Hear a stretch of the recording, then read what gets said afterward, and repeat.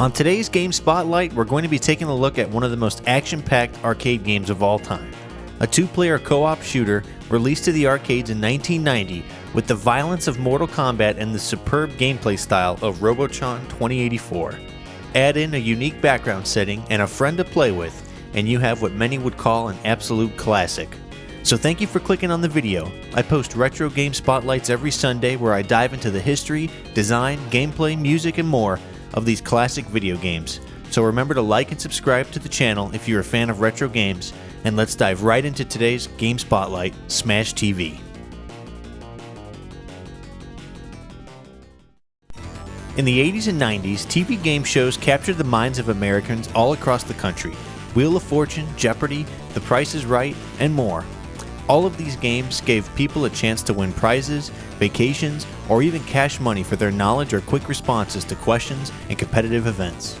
Noticing the craze of the time, Williams Manufacturing Company decided to try their hand at a game show in the form of an arcade coin-op game developed and created by Eugene Jarvis and Mark Turmell. Drawing inspiration from the Arnold Swarzenegger movie, Running Man, which released in the late 80s, the idea for Smash TV was born and released to the arcades in 1990. This game was action-packed, violent, addictive, and the rest was history.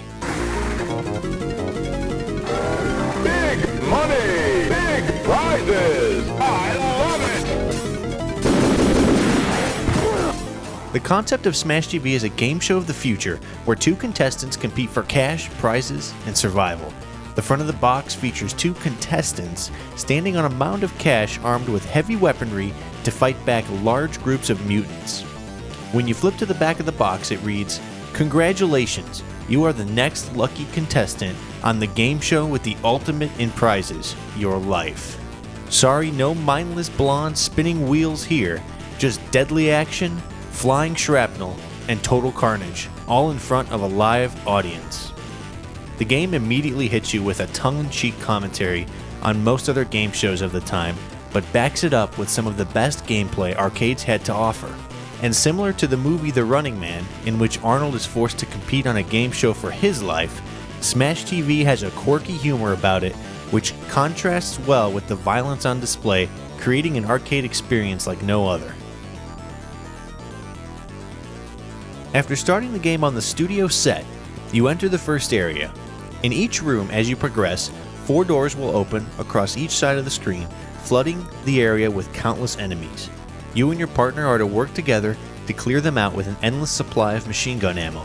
However, when you play this game, you quickly begin to realize that firepower just isn't enough. The game will randomly spawn weapon upgrades, such as a spread shot, grenade launcher, and more. The original arcade cabinet actually featured 2 sticks for each player, similar to Robotron 2084, dubbing this style of game a twin-stick shooter. The left stick functions movement and the right stick controls what direction you shoot in. This is the best way to play this style of game and really is not seen on many other arcade cabinets at the time. Another great design element in this game are the details hidden within each room. You have lights and cameras off to the sides, and you can hear the audience cheering at various points when playing. In the sci-fi futuristic area specifically, you fight against these floating robots which are controlled by people in the corner of the screen. The fact that the developers went to these lengths to really drive the fact that this is actually a game show is truly fantastic. When playing, you're really engrossed in the chaos of each stage, but the game constantly always has to remind you that this is not an epic quest or a secret mission. This is simply a game show. Everything from the host to the cash prizes appearing on each stage just drives that fact more and more. Although Smash TV is technically a co-op game and you try to work together with your partner to clear each wave, the real score is in collecting cash and prizes that are all over the game. This is one of my favorite aspects as you are risking your life shooting enemies for things like brand new VCRs, the Smash TV board game, and a family vacation. Collecting the cash is important too, as it will get your high score even that much further. Checks, cash, and gold bars all appear on the battlefield while fighting the hordes of enemies. At the end of each stage, the number of prizes and cash are counted and the winner is announced. This whole concept brought a unique vibe to Smash TV, and without it, the game had the chance of feeling like a generic shooting game. However, The game show aspect of Smash TV keeps the stakes high and is a fun way to keep score as to who is winning the game.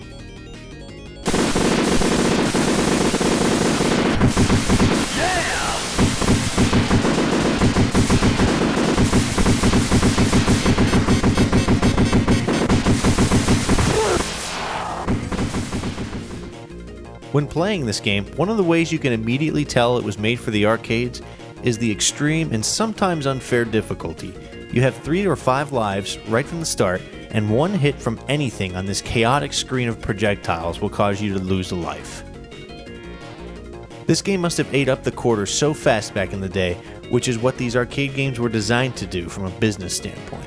Luckily, since the ports to the PS2 inside the Midway Arcade Treasure games, the continues are endless, allowing most players to keep on going and finally see the end of the game, in which you fight the host of Smash TV. That's right, after 3 bosses and several bonus prize rooms, the host of Smash TV is the final boss and is featured on a tank similar to the first boss, Mutoid Man. Definitely a fun ending to the game. 10 seconds. Bingo!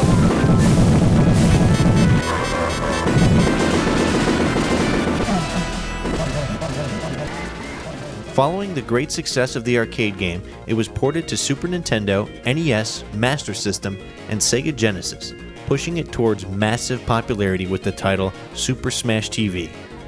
Personally, I think the best of all these ports is the Super Nintendo version developed by Acclaim. See, the issue with porting this game at the time was not recreating the graphics or the sound and feel of the game, but it was the controls that presented the primary issue. Home consoles at the time did not feature thumbsticks like modern consoles do, so replicating the arcade experience was difficult for an NES or a Genesis controller, based on the button layout and the number of buttons. However, the SNES featured the right number of face buttons to have a mostly seamless transition from arcade to home console. The D-pad controlled the movement, and the 4 face buttons on the right side of the controller are used to fire your weapon. The game looks and plays exactly like the arcade, with the option of adjusting the difficulty between easy, medium, and hard.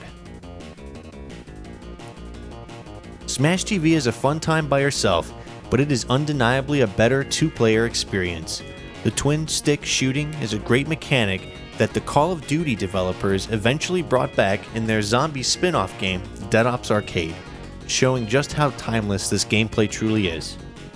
And after all, that is one of the benefits of playing these old retro games. The ideas and gameplay are time-tested, as many people still go back to them to this day.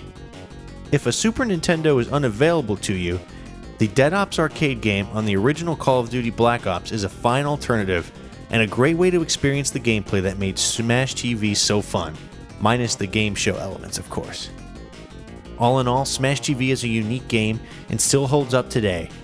I highly recommend checking out Smash TV or one of the ports, Super Smash TV.